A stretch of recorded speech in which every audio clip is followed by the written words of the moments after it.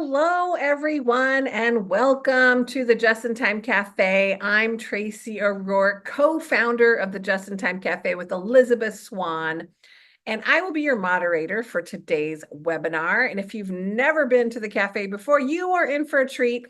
We are excited about today's webinar because we're going to be talking about how to bring PDCA to any industry and win converts. I've been doing this for 25 years, and it still blows my mind that people look at this and then say, well, we can't really apply it here because we're different. And so it's crazy how I sometimes feel like people are boxed in. So anyways, we have an awesome presenter, our colleague, Jenn Tankanow. How are you today, Jenn? I'm good. I am so excited to be back. It's been too long. Yes, we are so happy to have you back as well. So let me tell you a little bit about Jenn before we get going here. So she's been helping for over 20 years. She's been building on her years at Toyota to bring her lean sensibility to the business world. She's a teacher, a leader, a facilitator. She helps clients apply the Toyota production system, strategic planning, change management, continuous improvement. Man, she's the entire package. And she partners with companies to solve problems, execute strategic plans so they can hit their goals, and also improve employee engagement, commitment, and trust. And I think she does it with a lot of zeal, from what I can tell. And so we're happy to have her. I'm going to hand it over to her in just a moment.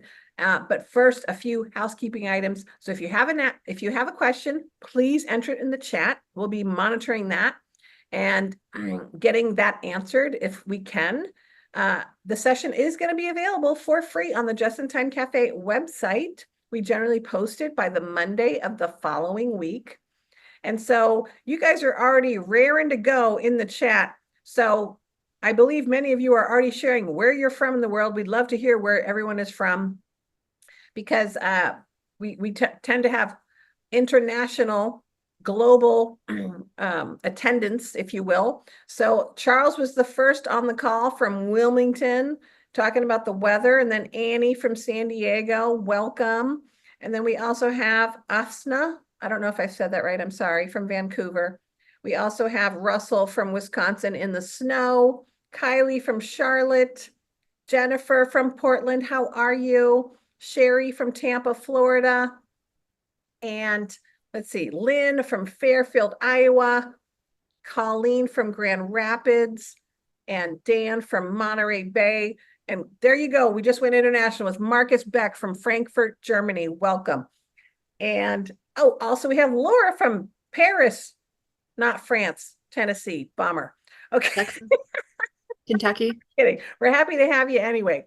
We got Katie from Irvine, lots of people, more and more. So welcome everyone. Thank you for sharing. Before I hand it over to Jen, I'm just going to talk about our podcast that we've got ready.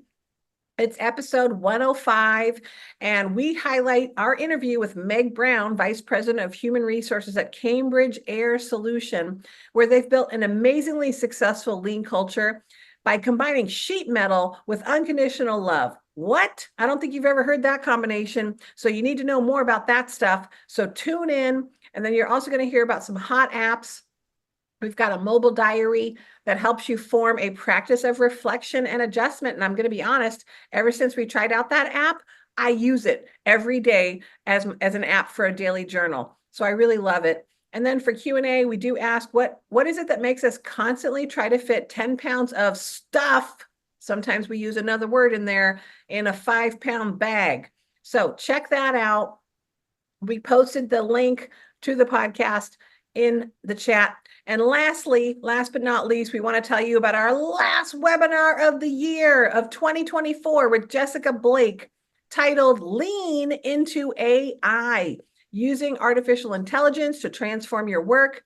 So do you or your organization struggle with how to leverage AI? Is there fear of the unknown becoming an obstacle to integration? With something this powerful, education is your best friend. So we have a guest host and lean enthusiast, Jessica Blake. She's going to showcase the transformative power of AI, artificial intelligence, with real-world examples of the successful impact of AI implementations. She's got firsthand experience, which is nice, about how AI can streamline operations, enhance decision-making, and drive innovation in your business. So she's ready to share some practical tips and strategies with us on how to integrate AI into our daily work. So don't miss it. It's December 19th at the cafe at 11 a.m. You can bring your peppermint mocha latte for an opportunity to stay ahead of the curve and discover ways to supercharge your work using this breakthrough technology. All right. And that's it for the announcements. And I'm going to hand it over to our effervescent guest, Jenn Tankanow. Thank you, Tracy. Hello, everyone. I see some people from my past, my present, and I hope my future. It is so fun to be here today. I reached out to Tracy and Elizabeth a couple months ago, knowing that if I did, we would find a date and I would be able to assemble what I created last fall, which was very cathartic. And so I'm very excited to share today. Just a little bit about me. After 5 years, I've had a 5-year anniversary of independent consulting, which is very exciting, doing everything that Tracy mentioned. And I'll just move on because you can Google and see what Joint Pivot's all about. So today I'm presenting what I created last year for Blue Cross Blue Shield of Michigan. And I'll walk you through kind of my journey of the last 20 some years of work, what I've learned, what I experienced, and how all of that went into what I created. And a big thing I want to say is that people are like, well, Jenn, you just scratched the surface on PDCA. Correct. I was trying to create everyday problem solvers and not focus on that elaborate, long, super intense problem solving activity. The goal was to plant seeds into everyday problem solving and get people's minds thinking about, I better understand current state, root cause, et cetera. And so I'll be giving some key tips throughout the PDCA process that I did. I was helping them to really kind of envision the whole flow, not overthink things.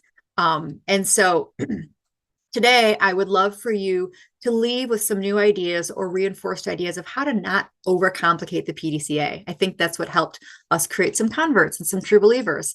If you create workshops or facilitate things, I'm hoping that what I created will help give you some new ideas of things to incorporate or things to reinforce. And then lastly, I can't say this enough, is don't overthink it. Try something. We get ourselves stuck in potholes and we can't move past them. And we don't want that, because then we can't innovate, we can't improve, we can't change. And obviously, I've got my chat window open. Please feel free to ask a question, say something, reinforce something that you liked. I will do my best to watch it, but Tracy, if you see that I missed something, please don't hesitate to interrupt. It's totally fine. So I'm going to explain the opportunity that was presented. I'll give you my journey and kind of how I married it all together to create everyday problem solvers that implement solutions that stick, right? Because we all know and have implemented stuff that falls off. All right. So the request that I received was from Blue Cross Blue Shield of Michigan, and it was to create a program or workshop for their provider offices. So the ones that actually deliver the care to the patient, to help them learn how to implement elements of PDCA and really take ownership in their problem solving journey. And the cool thing is that both Blue Cross and I were fully aligned. Keep it simple, try something, right? Not this whole elaborate problem solving activity. And so with that, I put together a proposal, and I was very keen on obviously the materials that I was going to create, what they were going to walk away with, and making sure that everything obviously was something that was understandable. So I wanted a workshop that was high touch, high practice, because I think we all know that the more we can actually do with something that we learn, the better it is for us to actually remember and digest it. So following the kind of hear, see, do, teach methodology, we used PDCA as the foundation of the workshop. You will see, just as a FYI, you will see PDSA, because we use Plan, Do, Study, Act for them, because that was more common with the people that they work with. Totally fine. I am a huge believer in change management. Julie Miller, my partner in crime at Joint Pivot, follow ADCAR from ProSci. So you're going to see small elements of that. The workshop included pre-work, the actual workshop, and then office hours after the fact. So people come back and share what they learned or ask questions. We had a portal for everyone to go in and get everything to make it very easy so they didn't have to hunt and find things. And then materials. And so I have some of the materials here. We had a pretty nifty participant guide, and I'll show you some examples throughout, but it was very easy to fill out. Lots of space for the sloppy handwriters like me, or big people who write with big letters. So it was very easy to fill. We had templates that were emailed out so they could take everything home with them and actually pull it up on their computer. And then the last thing that we gave them were these, we call them the laminate. And it's 2 pages, it's laminated, and it's got all snippets of everything that we talked about. And what I would love people to do, or what I explain to them, is put this in your binder, put this on your clipboard, put this somewhere when you're like, I have to ask questions. Let me go see what this is. Or, oh, I'm prioritizing something. It's all right here, right in front of them, the key tips. So it should be at their fingertips. And for you consultants out there, I gave Blue Cross 3 options, like small, medium, and large. And to my surprise, they took the large, which they wanted the most intense out of everything, which is actually, it was pretty cool. It was really fun to create, and it was a lot of fun to work with the team. So I presented this, they said, go big. So now I had to put it together, right? And it became the start of, I say, a very cathartic journey and full of reflection. And so here's just a little bit on my journey and where I've been, where I've gone, and what I've done. So I was a Michigan State packaging grad here in Michigan, and I did my co-op with Toyota. I started a plant in Georgetown, Kentucky, and it was phenomenal. I'm like, I'm sold. Watching cars go by and getting parts to those vehicles is like the coolest thing ever. It's you can touch it. So that was fun. And so I stayed with Toyota for another about 9 years. And I was fortunate to work on everything from vehicle design to getting parts to the line, to assembling the vehicle, and then eventually giving it to whoever's going to take it to the dealerships. Obviously, a lot of cost reduction, problem solving, continuous improvement. I was immersed in it. I was young. I didn't have kids or a family. So I really got to dive into my time there. And don't get me wrong, it wasn't roses and amazing all the time. There was definitely challenges, frustrations, lots of work, and definitely lots of work. But I am thankful for everything I experienced there and the people that I worked with. When I finished my MBA towards the end of my career there, I actually decided to depart and go pursue other things where I could take everything I learned from the past decade and apply. And the key learnings I put here are very simple. We lived and died continuous improvement constantly. We lived and died and built in quality, error proofing. How do we do it right the first time? And then the last one, which was respect for every individual. And I know this sounds kind of kooky and hokey, but if you could, I try and build this into my family and everything that I do. And I feel like it's such a solid foundation for anything, any industry, any role, any job. And so I know that when we focus on those things in any company I'm with or whatever I'm doing, we're going to have successful results. And alignment. Alignment from leaders is also key. So when I was getting ready to leave Toyota, I was obviously interviewing and talking to people. And I got a little confused because when I was interviewing with people or talking to people about my experiences at Toyota, I felt like I was getting quizzed on what did we actually do. And now this is like 2007, 8, 9. And I felt like I was having to explain like vocab words or what we were doing. And then they would look at me and they're like, that's not how I understand it. And then I didn't get it. And then finally, after I left Toyota, it's been a couple of years, I'm like, oh, you read a bunch of books and you read sometimes the utopia of what it is versus actually the reality. And so it was frustrating and annoying. And I felt like they didn't believe me and they were discounting like the last decade of my experience. More to come on that. But they believed in the utopia and everything that was great, but not necessarily the reality. And so I was confused. I went to Whirlpool on the west side of the state working on, I think, returnable packaging. And it was immense culture shock. Obviously going from a Japanese automotive company to American old school auto appliance manufacturing was very different. I'll admit I was probably a little arrogant when I went there based on my experience and what I was able to own and actually do at Toyota. And I'm sure everyone got sick of me saying, well, at Toyota, we did it like this. Or gosh, when I was at Toyota, it was like, and I cringe when I think of that, but I definitely remember saying Toyota, Toyota, Toyota far too often. Um, but the one thing that frustrated me, again, just fresh out of automotive, was why didn't other manufacturing companies want to implement best practice? And so that was really troubling to me. 22 days of inventory, sunset clauses on where inventory was, returnable packaging, like some of these better practices, just in time, all that stuff wasn't implemented at the plants that I was supporting. And so that was frustrating to me. I felt like I wasn't going to get anywhere. And eventually I left on my own accord to come back to Ann Arbor, and I worked for Conway Freight. Conway was an LTL company here in Ann Arbor. It unfortunately got sold, but you'll hear about that in a second. So when I came to Conway, I joined, let me say, as mentioned, I was confused, I was arrogant, and I felt like I was living in a constant game show. When I came to Conway Freight, I was introduced to Lean Six Sigma. And I have to say, I lived in a bubble when I was at Toyota. We didn't investigate anything around Six Sigma or really Lean Six Sigma. It was Toyota Production System. And that was it, at least back in the early 2000s. And so I was really confused as to why they were implementing something so complicated at a trucking company and why they were training so many people on Lean Six Sigma. But I was put into their program. I went through several weeks of training, and I loved the lean part of it. And I really struggled with the Six Sigma aspect of it. It just didn't seem, right fit for all of the problems that we were solving.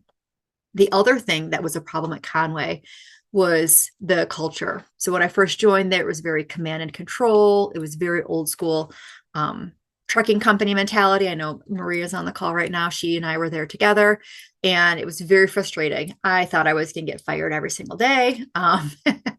There's a whole other trainings on that in my recovery from that environment.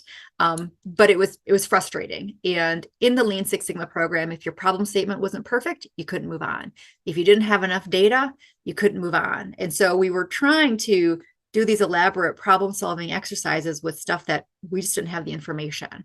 And well, Jen, go get it. I'm like, there's nowhere to get it from. So square peg, round hole, it just didn't work super well. Eventually, certain leaders were removed from the company and new leaders came in, which was fantastic because they brought in just kind of basic lean, which was, I think it was a great fit for me, and it was a great fit for the company.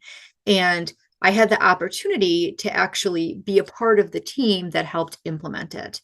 And so the wonderful thing about how they were rolling out the lean methodology there is that we really focused on culture first, which for me, I drank the Kool-Aid at Toyota and it was great. So I got to help work on that. And I felt like I was getting back to my roots. It was awesome. We really focused on servant leadership and what that meant on a daily basis. I was coaching VPs of various departments and had to tell them that their actions and how they were behaving on a daily basis was not demonstrating servant leadership. And it was creating a tone of, arrogance and creating frustrated employees, which wasn't easy to say, but it was the truth. And it was obviously a new opportunity for me to have to provide that coaching. We obviously were doing various problem solving exercises, but some of the coolest things that we did there was we got mechanics and truck drivers excited about continuous improvement, about driving change, and about being a part of some of those improvements. Was it perfect everywhere? Absolutely not. But we were definitely driving change. And I got to see how we can apply lean into an American company that's not automotive. And so for me, that was a great opportunity to understand how I can take all my Toyota skill set and apply it elsewhere. And I also finally did like my non-school MBA, where I actually rotated to multiple departments. I was in with marketing and pricing and HR and so much more. And so it was a phenomenal experience. It was only 6 years of my life, but I look back on it as really being able to experience some of the best practices in foundational operations of a company. And then the bubble popped because they got bought. The president left, his whole team left, and I came back from having a baby, and I'm like, now what? This is the same company I worked for 3 months ago. So I eventually left and went to Amcor, which is a consumer packaging company where I got to help launch a program management office. And I helped at least establish a document process there, which made life so much easier because when I joined, I didn't understand how things worked. I drank from a fire hose until I got that process defined, the people that were doing it, and alignment from all the parties on who does what. And guess what? We could eventually improve quality, we reduce cost, we reduce lead times, we could make our customers very happy. And so that was it was a mostly enjoyable experience. And then after 3 years there, I left and joined an investment group where we did problem solving, continuous improvement, project management, change management, and so much more. And when I say we, I'm talking about I joined Julie, who is my business partner at Joint Pivot. And then eventually from after Common Sale, we founded Joint Pivot about 5 years ago to do just that. All take 20 some years of our experience and go and partner with companies to help them become more efficient, make more money, help employees enjoy coming to work, and so much more. And so taking all of those experiences, I put that into kind of the workshop that I created for Blue Cross. And so just kind of summarizing from what I learned and experienced to what I created for Blue Cross was the goal was to keep it simple. We weren't going to inundate people with too much detail. We didn't have enough time to really break things down to the nth extent. So we wanted to keep it simple. My participant guide was all about filling in the blank. We wanted to ensure that the participants learned by doing, right? So I taught them, I showed them, and then we did it together, right? And they could take that home and actually use it and apply it and help kind of educate the people that they work with. We wanted to not get stuck at obstacles, right? Push past it, try something, think about something. You don't have data. Maybe step one in your action plan is to go get data or collect it. That's totally fine. Let's just make a plan for it. You'll always learn when you try something, especially if it doesn't work. Small changes are good, right? If you can start to do it well and then grow it, right? Or get good at those small changes and continue to keep that maintained, and then obviously expand from there. And one of the big things we wanted to do with the workshop was ensure that people left with a plan of action. Because nothing is worse than when you leave a workshop and you get back to your desk, say the next day or the next week, and you're like, now where do I begin? Right? We did not want that. So we made sure that we left with a couple to-do items so that when they did get back, they were good. And I know someone from the Blue Cross team that I worked with is on this call. And so if she wants to chime in and say anything about the success that we created and implemented, feel free to chime in there, Colleen. But the great thing is that during these workshops, we got some pretty cool testimonials. And I only put 2 up here, and I'll just highlight the green one. And I'm going to paraphrase here. But my most favorite thing that I heard is that, hey, Jen, when we arrived, we assumed we had no control over the process. But with simple early steps that we walked through and did, we soon realized that we actually could influence the process and drive some of the improvement that would then obviously improve some of the change. And then, of course, they had fun too, which is always a win. But that to me is so cool because I know several of us have probably been to several different workshops, process improvement, PDCA, problem solving, and you're like, I can't solve this problem. Or my leader's telling me to go do something. And it's like, I have no control. Well, with a couple easy steps, we figured out they did have some control over part of the process. And so hearing that from them was really rewarding. So what did we do? What did we deliver? And again, this was a 5-hour workshop I'm explaining in the next 35 minutes. So it's going to be kind of quick. I'm going to highlight the things that I found very influential and just kind of skim over the other items that we talked about. As mentioned, we gave them pre-work. We wanted them to pick a specific area related to patient experience about these following domains that are on here. We gave them some simple surveys to try and help them figure out where they were going to pinpoint their activity. Again, very easy, very simple. If they had data, great. If not, at least come with your current state. And again, we had questions around all of that. So when they arrived, we aligned on a couple concepts. The first one, obviously, what is patient experience? Because that was the metric we were trying to drive the improvement on. We shared some data, what's happening for all of the provider offices out there, where are they falling? So they could kind of level set and see where they stood. We introduced what process improvement is and why we like it. I touched on a little bit of the history of lean and obviously the focus of continuous improvement and respect for every individual. And when those are aligned, great things happen. And we introduced obviously PDCA or PDSA, as you can see here. Again, what it was, why we liked it. And then we also introduced the elements of change management. And we didn't go into, if any of you are familiar with ADKAR, we could talk about it for days.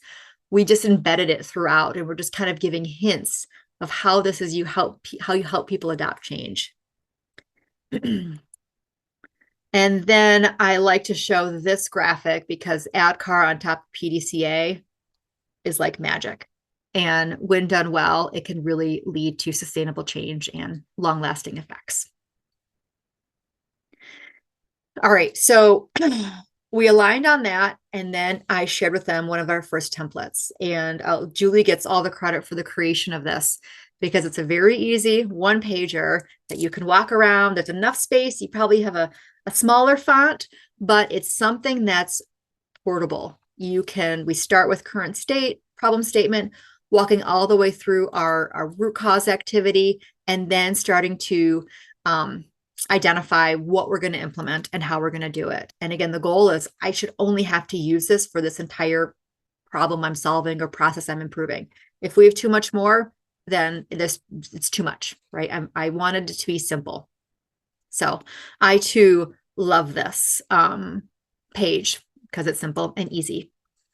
To help people understand the situation or the current state, which I think we all know is so important to helping us figure out what we're going to solve or how we're going to do it. Again, simple questions for them to ask themselves. Do I understand these items? If I can't check the box, well, then maybe I've got homework to go back and do that. We did give these questions beforehand, so with the expectation they came with some of these answers to play into the problem that they were working on. And then as I like fill in the blanks, I also wanted them to write out, tell me more about the current state. What is the process? Oh, there is no process? That's totally fine. Just write no process, right? And because this was provider offices and patient experience, we wanted to learn about what the patients might have been experiencing, the employees, obviously, because they're part of the system too, the environment and the system. And so we had them fill it out. But as you remember what I said, here, see, and then they do it. Well, I had to give them an example of my own to learn how to apply the concepts I was teaching. And so this is where the fun gets going. All right. So because I like to have fun with things, I gave them a story about my family, and we were living in a problem. And so I'll walk you through throw my family under the bus. I don't mind. If it means that people learn and apply PDCA, then gosh darn it, I'm in it. So I had to explain a problem. And so this is my family. This is an old picture. Lauren is now 9 and Max is 11. And that's my husband, Andy. They're great. They're caring. They're loud. But you know what they don't do well, and neither do I, is we're not very good at keeping a clean house. And my dream world is to have a house that's company ready at any time, right? People can walk in and I'm not embarrassed about what's on the counter or what's on the floor and what they might step in if they take their shoes off. So on July 21st, 2023, it was cleaning day. And I've invested in a cleaning person since I went back to school. It was one of the best moments of advice I ever received and implemented. Because yes, Tracy, don't invite people over. When you're going to school and you're working full time, it's the best investment. And we've continued to maintain it. I know it's a luxury and I'm very lucky to be able to have it, but it's definitely a line item in our monthly budget because it keeps me sane. And my family needs that. So long story short, July 21st, it was summer, which means our kids had to go to camp or somewhere. Kids had to hurry up and get out of the house, and the house needed to be cleaning day ready for the person to come in and clean, which means stuff has to be put away, because if it's not put away, someone else will put it away and you will never find it. Ask my husband about the time he had to go buy all brand new underwear.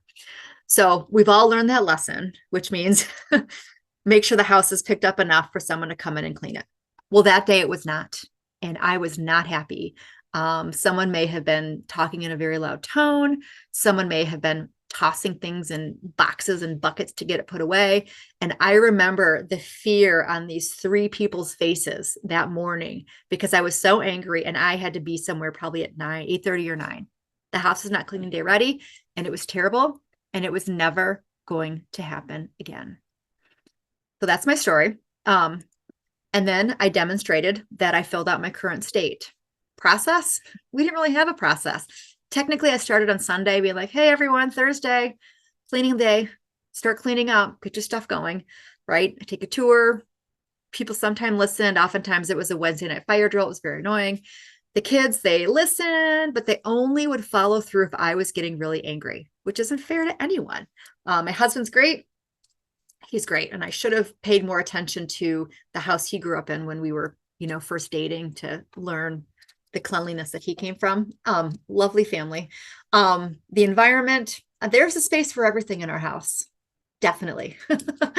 Is it truly identified where things go? Maybe not. And there's no system, no automation, no robots, no Rosie from the Jetsons, and certainly no labeling.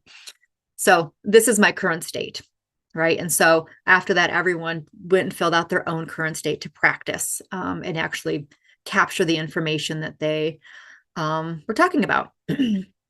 So we returned from break and we had them work on a problem statement. And again, I like problem statements, but I don't like it when it frustrates people and they can't fill it out. So Julie's created a Mad Lib style problem statement for people to fill in the blanks, talk about waste. If they've got measurements, great. If not, let's talk about the pain points, right? And if we don't fix something, what will happen? Especially from the waste side, it's pretty easy to talk about the 7 or 8 waste to figure out what the problems are.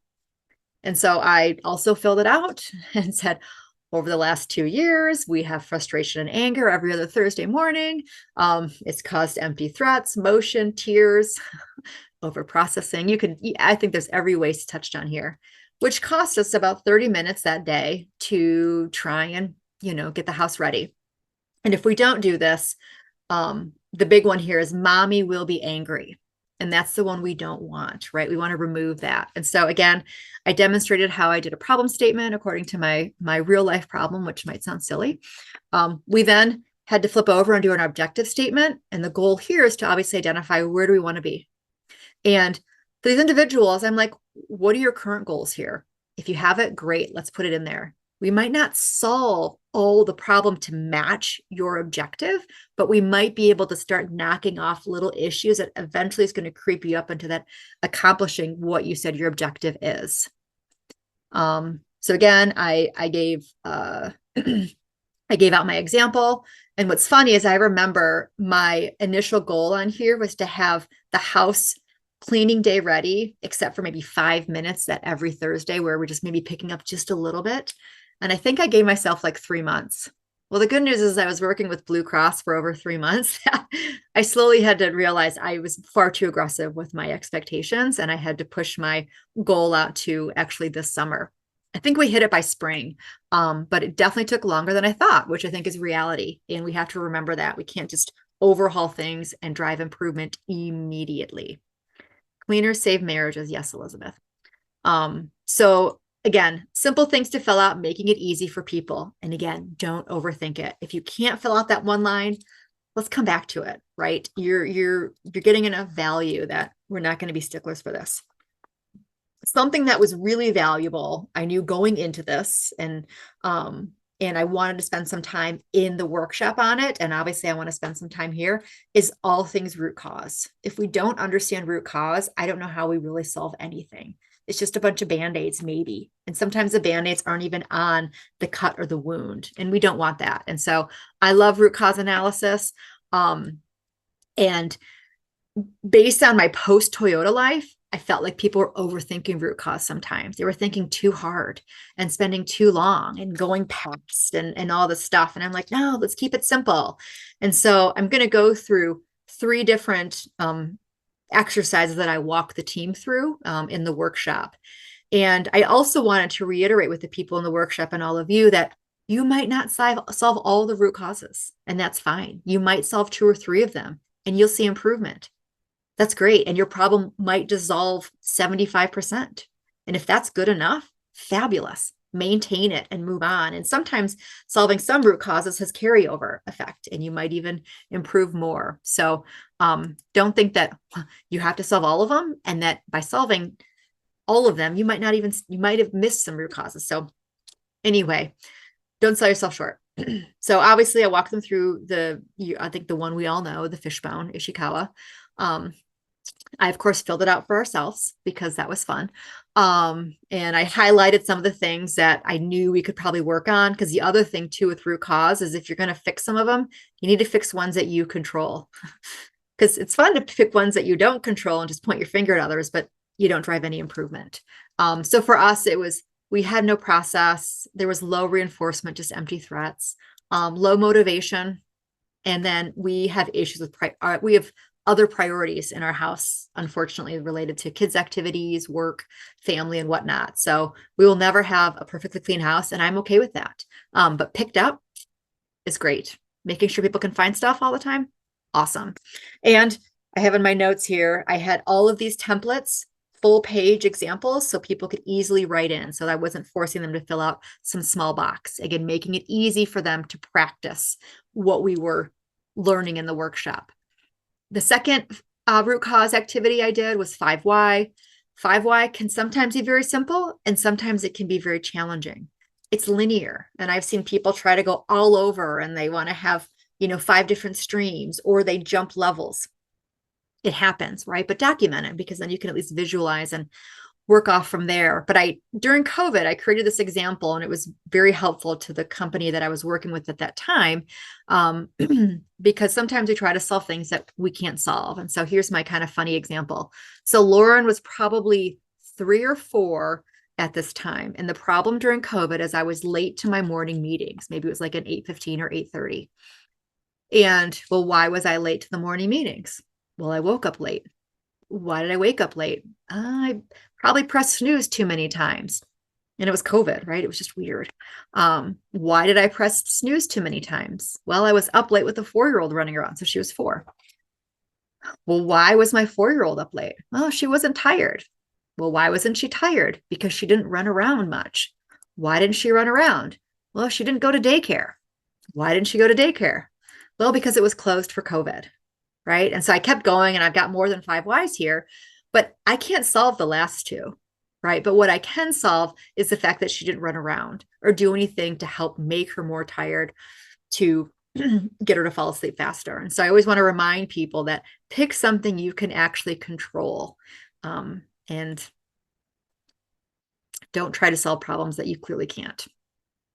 And then my last example for root cause understanding, to me, is kind of like a hybrid of both. And this was part of the, at least back in the late 2000s or the early 2000s with the 7-step problem solving at Toyota, is we kind of use this almost like an org chart, where you can start with some of the same whys and break it down. And so sometimes you're going to have similar items and sometimes you're not. But I liked this one because you didn't have to worry if it was linear. You could still ask yourself why. It's kind of like a fishbone. And then here, again, you go and circle root causes that you can solve or you can own, which I did here. And then lastly, with the whole root cause activity, is I wanted to make sure people summarized it. It's one thing to get it, circled in a fishbone or in a 5 why, but I actually wanted people to write down what some of the root causes were, at least to summarize the ones they were going to solve initially. We can come back next time and solve more root causes. So for us, there's no process. It's not fun. There's no priority, and no one is making time. So now, right, we know our root cause, we know where we want to be in our objective statement.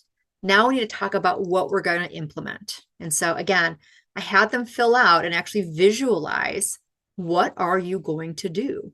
And it might not be the exact steps, but it might be a general idea or direction of where you're going to go with your improvement. And so for us, I definitely needed to implement a process, because as you saw, there was no process throughout. I've got kids and a husband here, and I decided to kind of gamify it or make it fun. You'll see in a second. And for the first time ever, we implemented an allowance program. Is it bribery? Is it reinforcement? You select whatever one you like. But we finally implemented something where we could hopefully reinforce good behavior. And so I was describing the impact that I wanted to be accomplished. And so the process, the kids, husband, environment, and system. And to me, this was so important because this is part of the story that you're going to use to motivate your team, or the ones that are part of implementing the solution, or the ones who just maybe haven't bought in yet, but you're like, hey, let me tell you about what it's going to look and feel like after we implement these small little improvements to hopefully get them excited. Let them kind of visualize what that future state is going to look and feel like. Because if we don't do that, well, then they have no vision of where we're going to go. And so to me, this was really important. And so just picking up a couple things, I want the kids to start demonstrating behaviors of taking ownership of especially their rooms and the mud room and various areas they spend time. Obviously, the husband needs to support the process, alter his learned behaviors, and support a clean house. And in general, I want the house to be company ready most of the time. So if anyone comes to the door, we're excited to bring them in versus like, oh, quick, let's get everything off the counter, or quick, I need to hurry up and, clean the bathroom. That's not what I wanted. That's not fun. That's stressful.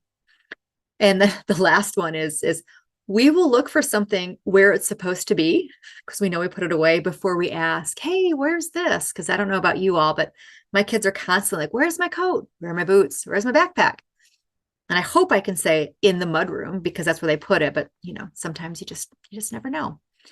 And I had to level set some of my expectations. I know in my objective statement, I wanted 5-minute cleaning day ready, which meant we only spent about a couple minutes and maybe a couple rooms getting ready. Again, I had to level set. I was focusing on initially, or I had to change that expectation to being cleaning day ready within 10 minutes. So again, maybe that 10 minutes is my start, and then my stretch goal is my 5 minutes. Additional costly solutions. I'm sorry, I'm just looking at what Sarah wrote.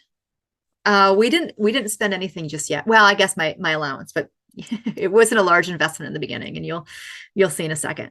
So we talked about what we wanted to implement, and I am definitely a project manager at heart, right next to my process improvement hat, and I love roles and responsibilities. And so we introduced this concept or reminded people of it in the workshop, because if people aren't identified as a responsible person, a support, or a team, I don't know who's going to do the work, right? You don't want to just leave it to the one person who's leading the charge. And so I thought it was really important that we at least introduce the concepts of a RACI, or at least roles and responsibilities. The other thing that I've noticed in the last probably 10 to 15 years working with companies is that people assume people know. Well, Jen, they're on the team. Did you invite them? Well, no, we talked about it at a meeting last week. Did you tell them that they have a role on this team? No, they just get it.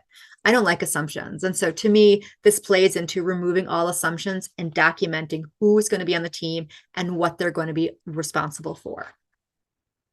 And so I thought that was super big to include. Again, planting seeds of important concepts that are going to help drive the change. And then we talked about planning, which I love to plan and break things down. And I love a plan that has a person's name to it and a date. And so we talked just a little bit about planning and how to do that. We didn't go into extreme detail. But what we did to apply both the planning concept and the roles and responsibilities is we brought out, a simple template of what we were going to do to implement our future state, who was going to be doing that portion of it, and then obviously a date, because if there's no date, then life is just a dream, right? So again, templates for people to fill out, make it very easy for them to identify. And it was okay. Some people made step 1 was actually go home, get team up to speed. Step 2, identify what data we need. Step 3, collect data, because they didn't have that measurement. And so that was the first thing they were going to do when they were going to get home, which is, in my opinion, is totally fine, right? We know it's important. Let's spend the time to get it. Let's not beat ourselves up for the fact that we don't have it. So we mixed together the RACI and a planning template. And I did it for myself. Number 2 was a big one. I needed to make the allowance board. Number 3, I had to get the money. And I think I was at the bank on July 21st getting cash, because this day was just pivotal, and I'll never forget that day. When I go to the bank and ask for 50s and ones, or $50 in $1 bills. And the bank teller looks at me kind of strange. And then I told her what was going on, and she's like, oh, this is interesting. So what did we implement? Again, giving people the real life example. So I visualized this, and the goal, I said, within 1 year, my initial target was the 10-minute, was to be 5-minute cleaning day ready. What does this mean? Again, kind of that future state, defining what this means to people and what their responsibilities are, the process of how it's going to work, and then the rules. And so the way I did it for our house is that everyone started, the kids, not the husband, the kids started with $7 and it was theirs to lose. And so every day we had a check, right? If the house wasn't picked up, they lost $1, which they did not want to lose that dollar, because I'll show you in a second, we did it live and in person, moving that dollar out of their pot. Dollars cannot be earned back. Once it's gone, it's gone. And on day 7, if the house is cleaning day ready in 10 minutes, you can earn a $2 bonus. Guess how many bonuses my kids earned? Not so many. And on day 14, if it was cleaning day ready, they earned a $5 bonus. And not too many earned in the beginning. And this is where I had to readjust kind of my expectations, that I maybe was too aggressive in thinking how quickly we could improve. And the rules, everyone helps. I'm missing a word there. I apologize. The other thing that was really helpful to our house is when you are asked to help out or pick up and someone says, not it, that's not me, you lost $1. And so there was no excuses. Like, this is a team effort. If you help with extra tasks, you can earn more. And then we gave some suggestions of what to do. And so what the board actually looked like was this. And so here was Max's $7. Here's was Lauren's. I had the visual aspect of how we were tracking everything every morning. It was kind of a team effort of how we were kind of doing our audit of what was happening and asking questions. And they could see on the top right, I've got my pot of money. So when they lost $1, they could watch me move it up to my own pot. So it was engaging. Sometimes it was fun. Sometimes it wasn't. The best was, though, at the end of the week when we could give them the money, right? Because they earned it, which was great. And for us, the visual aspect, this is right outside of our garage, outside of our mudroom and kind of the main hallway. We saw it all the time. And what was so funny is when friends came over and they're like, what is this? And I'm like, I should license this and start selling it. But the kids would walk them through what the process was of how we were trying to keep our house clean. Money was obviously motivation. The visual aspect was very helpful. Some weeks were better than others. And it's what we tried. It got adjusted throughout, but I think we maintained this for probably 4 to 5 months. The best was when the kids forgot to ask for their money after each week. So sometimes they never got paid out, but they were still part of the game, which is great. Other things that we definitely spent some time on in the workshop after this were understanding leading and lagging measurements, SMART targets. Again, I had some fill in the blanks for them to fill out so they could start to walk themselves through what are we actually going to measure? How is it going to help us understand what current state is and where we're going and how we're driving that change? Again, bite-sized chews, nothing super intensive, and trying to keep it very simple. This is, yeah, the loonies, the coins is probably not going to work well unless you can make them magnetic. I just gave everyone and all of you a ton of information. And so I would have loved to talk more about what I'm about to introduce, but I just wanted to plant some seeds of things that's going to help make their change stick. So we introduced visual management, which for me, I can't say enough about visual management. I love it. We implement it in our house. If I could have labels on everything, I would. I probably should. I don't think anyone would argue with me. We talked about the leadership behaviors, not just for the people leaders, but for everyone on the team, right? That these behaviors are critical to driving success. Again, we didn't have time to go into a lot of detail on these. It was just the act of kind of letting them know that they should start thinking about their own behaviors and competencies. And then we talked about a communication plan of how are you going to roll out your change? Maybe it's from your PDCA template. Maybe it's from your planning portion. Or maybe you want to take the template I gave out and actually do a little bit more so you could understand when you were going to introduce stuff, where you were going to post stuff. Is it email? Is it face-to-face? When are you doing it? And then here's where I kind of tied in the add car components of the awareness, desire, knowledge, ability, and reinforcement. And what's interesting here is you can see the reinforcement has 3 checks in it, right? As well as knowledge. But this is without the reinforcement, we lose traction on change and things become less sticky. So we talked about this just a little bit, definitely enough time in 5 hours. And then lastly, as I mentioned, we had office hours planned for the team to come back and join some of the counterparts and have really kind of a cross pollination of different provider offices come together and talk about what they did, ask questions, what worked, what didn't, so we could all learn from each other. And we had them fill out a survey where we collected all of the information so all the other provider offices could see the problems and whatever was implemented from the other people that they didn't work with or other organizations. And so that was pretty valuable for people to see, different tips and tools and techniques to drive change and really drive improvement. So that's where the workshop ended. And then obviously we had office hours. There was 1 hour for everyone to join. And yes, Colleen said, definitely cross-pollination of ideas, and we shared it all, and it was great. And it was lots of fun. It was a lot of fun. And my last 2 slides are really kind of talking about my key elements of what I put into this. And so for the facilitator, thinking about any kind of workshop that you're putting together, obviously letting people know the journey, letting them know what they should come with, what they're going to do, and what the expectation is when they leave, because we all need that understanding. Otherwise, it's hard to be successful. Make it easy, fill in the blank, Mad Libs. Like, let's not force people to think too hard. Let's make it easy for them. Obviously, we always value a very easy to understand example that people can relate to, so then they can take what they've learned and apply it to work. Help them run when they return home. I said this in the beginning. Giving them a couple things that they can pick up once they get back to their desk is going to help them be more successful than if they have to go back and rethink everything they learned. Obviously, we had office hours so they could come back and ask questions, send in emails, collaborate with others. And then obviously we like fun, because why would we want to be somewhere 5 hours if it wasn't going to be fun? And then for really everyone, all the time, especially when you're driving change or trying to solve a problem, let's not overthink it. Try something. If it works, great. Understand why and expand. If it doesn't work, go back to the drawing board, grab another root cause, talk to people about it. Again, one of the biggest things in my career that frustrated me and I hated seeing others is when we overthink and we can't get past an obstacle, or we get stuck on these small things that aren't going to have a monumental impact. Just do something. Document and communicate. I'm a huge documenter. Obviously, I love roles, responsibilities, and a plan. If we don't communicate it, how are people going to know? Never assume people know, because they don't.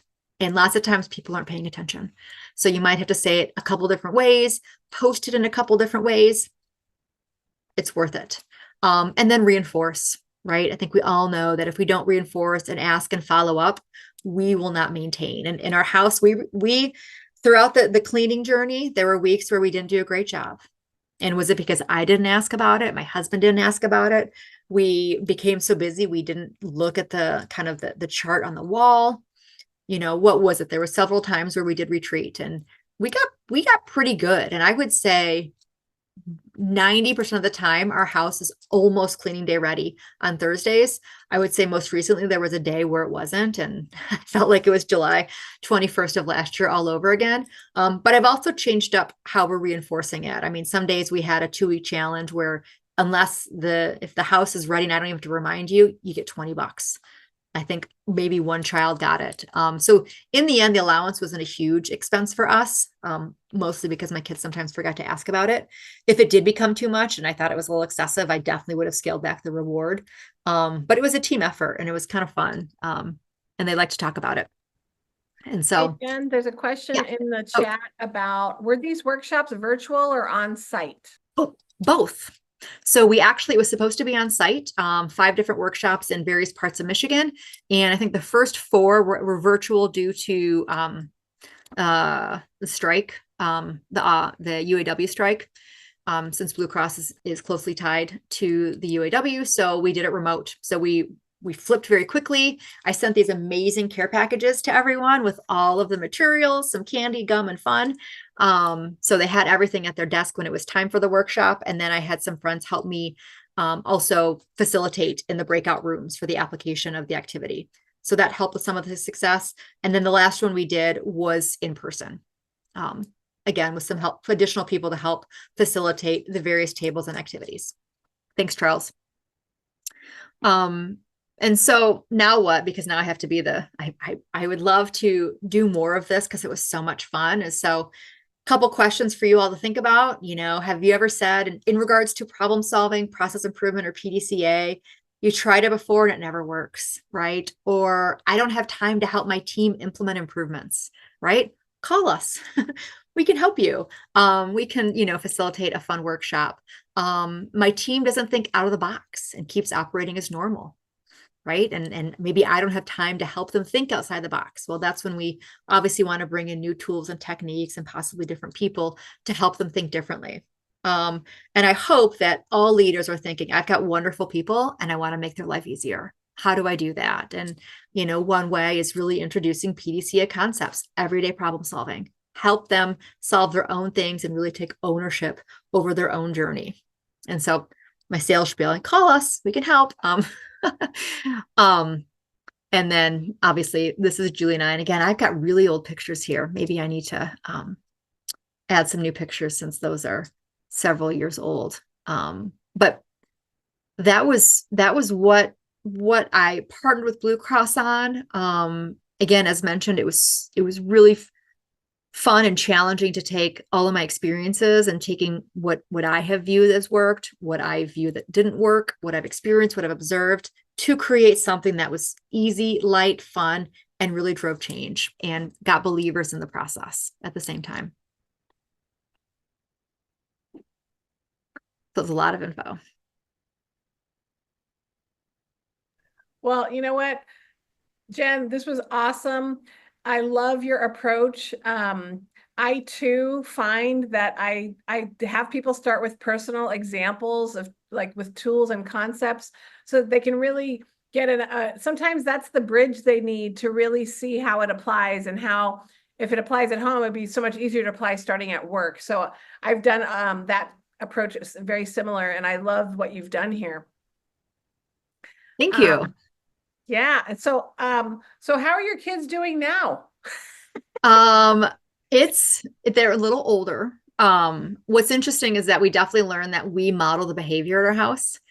And so it's hard for them to, hey, why isn't this picked up? And I go and look in our bathroom and I'm like, oh, they don't pick up their bathroom because maybe ours isn't picked up. So we definitely have had small wins. Certain things like have the kitchen clean every night, just small things have helped keep more organized house. When you come home from school, hang up your stuff, take your, lunchbox to the kitchen. You don't get your after school snack until that happens. So trying to set some key, almost like do not pass go. I wouldn't call it error proofing, but elements of these key things that we're trying to embed in them. Yes. Those improvements. We also have another question from Sarah in the chat. She was wondering, were you able to follow up and see how participants are doing in terms for problem solving? Unfortunately, I hate this. We did have office hours, and lots of times what people went back and they're like, hey, I shared what I learned. And then my leader, moved me to something else, right? I'm sure we've all experienced this. And so Colleen is on here. I don't know if she has any data to share around actual drive for improvements. I do know that Blue Cross they have the workshop and are still using it. And they kind of coined speed PDCA with their activities and how they're working with their provider offices. Again, not overthinking, making it quick.